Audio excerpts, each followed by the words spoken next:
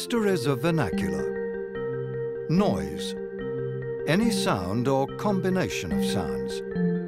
To understand the etymology of noise, we must begin with the Greek word Naus, meaning ship. In Latin, Naus spawned two new words.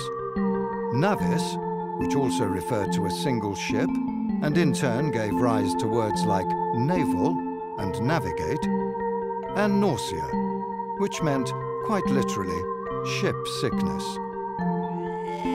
Nausea's acceptance into English eventually took two forms. The first, in the 16th century, maintained its spelling and most of its meaning, referring to all forms of stomach turbulence, ocean-related or not. The second addition to the English dictionary was a transmutation from Latin through Old French. As this transformation occurred, nausea's meaning shifted to encompass a more general sense of discomfort, and its spelling changed to noise.